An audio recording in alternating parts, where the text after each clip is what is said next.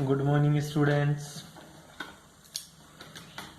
Last class में जो पढ़ाया था वो ज़्यादा इम्पोर्टेंट नहीं है, इतना टेंशन लेने की ज़रूरत नहीं है क्योंकि वो तो मेरे फिजिकल केमिस्ट्री की तरह हो गया था। आज जो पढ़ाऊंगा उसके ऊपर तेरे को फोकस करना है। यहाँ से क्वेश्चन आ भी जाएगा तेरा और तेरे को भी आ जाएगा अच्छे से समझ में। ठीक है, आज जो पढ़ाएंगे अपन वो पढ़ेंगे बेटा, सिंपल सा टॉपिक है हाइब्रिडाइजेशन। ठीक है, नाम लगा ले हाइब्रिडाइजेशन। हिंदी में इसको क्या बोलेंगे? संकरण। क्या बोलेंगे इसको? संकरण। इंग्लिश में क्या बोलेंगे इसको? हाइब्रिडाइजेशन। ठीक है, तो ये छोटा सा टॉपिक है एक तेरा, जिसको तू पढ़ सकता आसानी से, आसानी से कर सकता भाई, इसमें कोई बड़ी बात नहीं है। एक मिनट है। टॉपिक है तेरा संकरण, जिसको इंग्लिश में क्या बोलेंगे अपन? हाइब्रिडाइजेशन। ठीक है, पहली बात तो गुरुजी हाइब्रिडाइजेशन क्या होता है। मैंने तेरे को बताया कोई भी जो कोवेलेंट बॉन्ड बनता है तेरा, सहसंयोजक बंध बनता है ना, वो बंध उसमें डायरेक्शनल कैरेक्टर ज्यादा होते हैं हाइब्रिडाइजेशन की वजह से। किसकी वजह से डायरेक्शनल कैरेक्टर ज्यादा होंगे उसमें?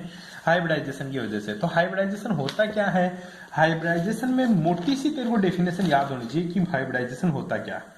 जब किसी परमाणु की संयोजकता कोष के लगभग समान ऊर्जा और भिन्न भिन्न आकृति वाले कक्षक आपस में मिश्रित होकर समान ऊर्जा तथा समान आकृति वाले उतने ही नए कक्षकों का निर्माण करता है, इस घटना को संकरण कहते हैं। दोबारा समझे, ठीक है। संयोजी कोष, किसी परमाणु के संयोजी कोष के लगभग समान ऊर्जा वाले, ठीक है, परमाणु के संयोजी कोष के लगभग समान ऊर्जा वाले, समझना एक बार के लिए, किसी परमाणु के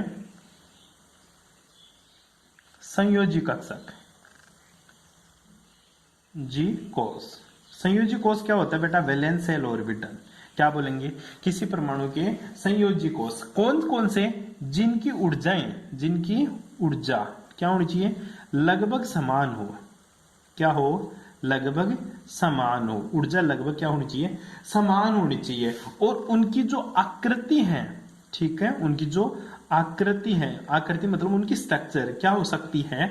डिफरेंट हो। आकृति क्या हो? डिफरेंट हो। लगभग समान ऊर्जा और अलग अलग आकृति, ठीक है। वैलेंस शेल ऑर्बिटल जो क्या रखे? सेम एनर्जी रखे, ठीक है, सेम एनर्जी लेवल हो उनका, और उनकी जो स्ट्रक्चर होती है वो क्या होनी चाहिए? डिफरेंट हो। आपस में मिश्रित होकर मिक्स होकर क्या बनाएंगे बेटा? ध्यान देना, समान आकृति व समान ऊर्जा के, समान आकृति व समान ऊर्जा के नए कक्षकों का निर्माण करते हैं।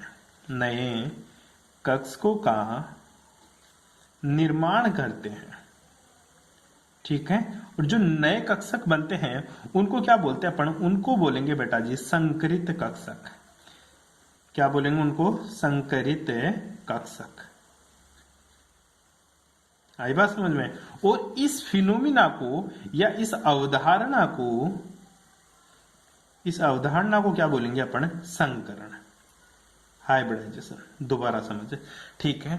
लगभग सेम एनर्जी और डिफरेंट स्ट्रक्चर वाले वैलेंस शेल ऑर्बिटल आपस में मिक्स होकर सेम एनर्जी और सेम स्ट्रक्चर के नए ऑर्बिटल्स का फॉर्मेशन करते हैं। उन नए ऑर्बिटल्स को क्या बोलते हैं? Hybrid orbital. और इस फिनोमिना को क्या बोलेंगे अपने? हाइब्रिडाइजेशन बोलेंगे, ठीक है।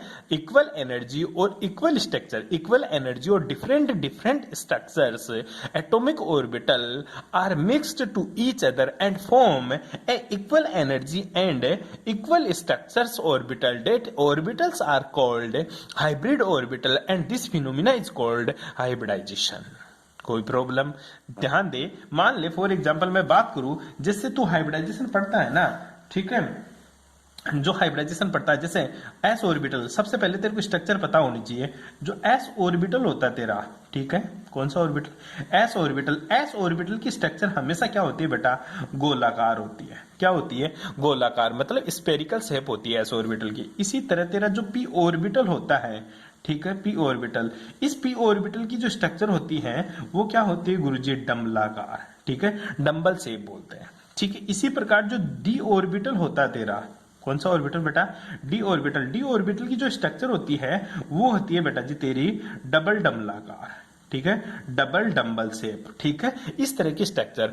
अब देख डिफरेंट डिफरेंट स्ट्रक्चर्स के ऑर्बिटल बट एनर्जी सेम हो। एनर्जी सेम कैसे? मान ले एक बार के लिए मैं तेरे को सोडियम का एग्जांपल दूं, जैसे सोडियम क्या, तू नाइट्रोजन ले ले। नाइट्रोजन का इलेक्ट्रॉनिक कॉन्फ़िगरेशन 1s2 2s2 और 2p3 होता। अब देख बेटा इसके भी आगे दो है, इसके भी आगे दो है, तो इन दोनों ऑर्बिटल्स कौन कौन सा, एक तो s और एक p, इन दोनों की स्ट्रक्चर तो क्या है? अलग अलग। s की गोलाकार मतलब स्फेरिकल शेप, और p की जो शेप है वो डंबल शेप है। ये आपस में मिक्स होकर बट एनर्जी सेम है, इसके भी दो आगे, इसके भी दो, मतलब सेकंड ऑर्बिटल में है ये, ठीक है। तो सेम एनर्जी और डिफरेंट डिफरेंट स्ट्रक्चर्स के ऑर्बिटल्स आपस में मिक्स होकर क्या बनाते हैं? एक नया कक्षक बनाते हैं। जो नया कक्षक, नया ऑर्बिटल बनता है उसको हाइब्रिड ऑर्बिटल, और इस फिनोमिना को क्या बोलते हैं अपन? हाइब्रिडाइजेशन बोलते हैं। क्या बोलते हैं? हाइब्रिडाइजेशन, ठीक है। अब दूसरी, जो हाइब्रिड ऑर्बिटल होते हैं, जो तेरे हाइब्रिड ऑर्बिटल्स होते हैं ना, ठीक है, मतलब जो संकरित कक्षक होते हैं ये बेटा डायरेक्शनल होते हैं। क्या होते तेरे? डायरेक्शनल, मतलब इनमें गुरुजी दिशात्मक गुण पाया जाता है। कौन सा गुण पाया जाता है? दिशात्मक गुण रखते हैं ये, डायरेक्शनल कैरेक्टर होते हैं। मतलब जैसे मैं एस ऑर्बिटल की बात करूं, ये तेरा नॉन डायरेक्शनल होता है। क्या होता है तेरा? नॉन डायरेक्शनल, मतलब अदिशात्मक होता है। क्यों? क्योंकि गुरुजी गोला होता है और गोले की कोई शेप नहीं होती। पी तेरा डायरेक्शनल होता है। क्या होता है तेरा? डायरेक्शन, मतलब इसमें दिशीय गुण पाया जाता है, या तो ये एक्स दिशा में होगा, या वाई में होगा, या जेड में होगा। इसी तरह डी ऑर्बिटल भी तेरा क्या होता है? दिशात्मक होता है। एस ऑर्बिटल तेरा गोलाकार शेप होने की वजह से या फिर स्पेरिकल शेप होने की वजह से ये तेरा नॉन डायरेक्शनल होता है। बाकी के सारे ऑर्बिटल्स मेरे डायरेक्शनल होते हैं। हाइब्रिड ऑर्बिटल क्या होते हैं? अनहाइब्रिड ऑर्बिटल की तुलना में ज्यादा डायरेक्टिव होते हैं, मतलब बहुत ही ज्यादा इनमें दिशात्मक गुण पाया जाता है। ये तेरी हाइब्रिडाइजेशन की डेफिनेशन हुई। दोबारा समझ हाइब्रिडाइजेशन की डेफिनेशन क्या होता है गुरुजी? लगभग समान ऊर्जा के भिन्न भिन्न आकृति वाले कक्षक आपस में मिश्रित होकर समान आकृति और समान ऊर्जा के नए संकरित कक्षकों का निर्माण करते हैं, या नए ऑर्बिटल्स का निर्माण करते हैं। इन ऑर्बिटल्स को संकरित कक्षक, और ये संकरित कक्षक बनाने की अवधारणा क्या कहलाती है मेरी? संकरण कहलाती है, ठीक है। आई बात समझ में? दूसरी बात मैंने ये बताई कि जो हाइब्रिड ऑर्बिटल होते हैं, संकरित कक्षक है, इनमें क्या होते हैं? डायरेक्शनल गुण होते हैं, दिशात्मक प्रॉपर्टीज या दिशात्मक गुण इनमें पाए जाते हैं, ठीक है। अब पढ़ते हैं संकरण के गुण। क्या? संकरण के नियम, law of hybridization. Law of hybridization, law of hybridization. Hybridization के क्या क्या नियम होते हैं? आओ चर्चा करें, अपन बहुत अच्छे से चर्चा करेंगे, ठीक है। ध्यान दे, पहला गुण तो यही होता है, पहली जो प्रॉपर्टीज है वो सुनते जाना, तो मैं बोलता भी जा रहा हूं। जो संकरण में भाग लेने वाले सभी कक्षक लगभग समान ऊर्जा के होते हैं, इक्वल एनर्जी, ठीक है, लगभग समान ऊर्जा के होते हैं। संकरण में भाग लेने वाले ऑर्बिटल लगभग समान ऊर्जा के होते हैं, और ये सभी एक ही परमाणु एवं एक ही ऊर्जा स्तर कक्षक होते हैं। मतलब समझना, इक्वल एनर्जी के होंगे, और जो ऑर्बिटल्स होंगे ना, जो ऑर्बिटल्स हैं ये, इनका लेवल भी एक ही होगा, एक ही होगा, और एक ही एटम के ये ऑर्बिटल हो सकते हैं। फॉर एग्जांपल मैं बात करूं, जैसे नाइट्रोजन है, नाइट्रोजन का इलेक्ट्रॉनिक कॉन्फ़िगरेशन 1s2 2s2 और 2p3 है, ठीक है। अब बात करूं, जैसे इसका बना के दिखाऊं, ये तो तेरी न्यूक्लियस होती है, ये तेरा पहला सेल होता है, और ये तेरा कौन सा सेल होता है? दूसरा सेल। न्यूक्लियस के अंदर तो बेटा जी प्रोटॉन भरे रहते हैं। न्यूक्लियस में तो क्या भरे रहते हैं गुरुजी? प्रोटॉन। ये n बराबर 1 है, और ये n बराबर क्या है? 2 है। n बराबर 1 में केवल 2 ऑर्बिट इलेक्ट्रॉन है, n बराबर 2 में देख 2 तो s में, और 3 क्या है गुरुजी? 3 इलेक्ट्रॉन p के अंदर है। तो देख इनकी एनर्जी लेवल कौन सा है? n बराबर 2। एनर्जी का लेवल कौन सा है? n बराबर 2। तो ऑर्बिटल्स की लेवल क्या होना चाहिए? सेम होना चाहिए हर एक एटम्स के लिए, और उनकी ऊर्जाएं भी लगभग क्या होनी चाहिए? बराबर होनी चाहिए। क्या होनी चाहिए, बराबर होनी चाहिए। अगर ऊर्जाएं अलग अलग है, ठीक है, तो काम खराब हो जाएगा, वहां पे हाइब्रिडाइजेशन नहीं होगा। तो पहली बात है, hybrid orbital in the participation of a orbital that is going to hybridization have equal energy, सबके सब समान ऊर्जाएं रखेंगे। बैठ गई बात समझ में। नेक्स्ट, दूसरी जो इसकी प्रॉपर्टीज हैं, वो प्रॉपर्टीज देखिएगा क्या प्रॉपर्टीज है। संकरण में भाग लेने वाले कक्षक और नए बनने वाले कक्षकों की संख्या समान होती है। जैसे अनहाइब्रिड ऑर्बिटल्स जितने होंगे, हाइब्रिड ऑर्बिटल भी उतने ही बनेंगे। जितने हाइब्रिड ऑर्बिटल पार्टिसिपेट करेंगे, जैसे नाइट्रोजन का ही एग्जांपल चल रहा अपना 1s2 2s2 और 2p3। अब इसमें देख, ये है समान ऊर्जा के 2 और ये 3, 1 2 3। ये अनहाइब्रिड टोटल ऑर्बिटल कितने हैं गुरुजी? 4। टोटल अनहाइब्रिड ऑर्बिटल कितने हैं? 4। एक तो s का 2s का और एक क्या है 2p का। अच्छा गुरुजी 1s को नहीं लेंगे? बिल्कुल नहीं लेंगे, क्योंकि बेटा 1s की ऊर्जा तो यहाँ रह गई, ये इसकी ऊर्जा ज्यादा है, तो 1s यहाँ काम में नहीं आता। तो देख एटॉमिक ऑर्बिटल कितने? 4 क्या है मेरे एटॉमिक ऑर्बिटल। परमाणु कक्षक कितने? 4। तो बनने वाले हाइब्रिड ऑर्बिटल भी कितने बनेंगे गुरुजी? 4 ही बनेंगे। ये बात समझा रहा है। दूसरा पॉइंट क्या है, संकरण में भाग लेने वाले कक्षक और नए बनने वाले कक्षकों की संख्या क्या होती है? समान होती है जी। कोई प्रॉब्लम यहां तक है? ठीक है। दो बात बताई, पहली संकरण में भाग लेने वाले to participation in the hybridization molecules या atomic orbitals have equal level of energy, ठीक है, डेट्स पार्टिसिपेट ऑफ एटम। जो एटम पार्टिसिपेट कर रहे हैं हाइब्रिडाइजेशन में, वो हमेशा ही समान ऊर्जा के होने चाहिए। दूसरी बात ये बता दी मैंने कि जितने एटॉमिक ऑर्बिटल, जितने परमाणु कक्षक संकरण में भाग लेंगे, उतने ही तेरे संकरित कक्षक बनते हैं। जैसे 4 इसमें भाग लेंगे तो संकरित कक्षक भी कितने बनेंगे गुरुजी? 4 ही इसमें संकरित कक्षक बनेंगे। ये बात मैंने आप लोगों को समझाई जी। ठीक है, नेक्स्ट बात करते हैं आगे, तीसरी प्रॉपर्टीज क्या है इसके। ठीक है गुरुजी, तीसरी प्रॉपर्टीज हैं, किसी एक परमाणु के लिए संकरण का प्रकार निश्चित नहीं होता, यह अलग अलग परमाणु के साथ साथ अलग अलग होता है। फॉर एग्जांपल मैं बात करूं एक, जैसे मेरे पास PCl3 है। क्या है? PCl3। थोड़ा बहुत तू पढ़ के आया होगा तो पता होगा। जैसे PCl3 की बात करूं तो बेटा जी जो PCl3 है ना, इसमें हाइब्रिडाइजेशन होता है तेरा कितना? PCl3 में हाइब्रिडाइजेशन sp3 होता है। इसी प्रकार मैं बात करूं PCl5 की, तो इसमें हाइब्रिडाइजेशन कितना होता है? sp3d होता है। कैसे होता है मैं बताऊंगा आगे, लेकिन मैं रूल समझा रहा हूं। तीसरा रूल यह है कि एक ही एटम के लिए हाइब्रिडाइजेशन अलग अलग हो सकता, कभी भी समान नहीं हो सकता। जैसे फास्फोरस का अपन ने एग्जांपल लिया, तो दोबारा समझिए, किसी एक परमाणु के लिए संकरण का प्रकार निश्चित नहीं होता। मैं ये नहीं बोल रहा कि फास्फोरस केवल sp3 रखेगा, ये अलग अलग भी हो सकता है, डिपेंड करता है इससे जुड़ने वाले मॉलिक्यूल्स के ऊपर। तो तीसरी प्रॉपर्टी है, किसी एक परमाणु के लिए संकरण का प्रकार निश्चित नहीं होता, यह अलग अलग परमाणुओं के लिए अलग अलग हो सकता है। कोई प्रॉब्लम? ठीक है, आई बात समझ में। हर एक एटम से अपने से अलग अलग एटम्स को ऐड करता है, इसलिए इसका हाइब्रिडाइजेशन भी क्या देखने को मिलता है मेरे को? अलग अलग देखने को मिलता है। चलिए जा चौथी प्रॉपर्टीज देख लेते हैं थोड़ा। संकरण में परमाणु कक्षक भाग लेते हैं, इलेक्ट्रॉन नहीं। बहुत इंपॉर्टेंट बात है, in hybridization atomic orbital are participate neither electrons.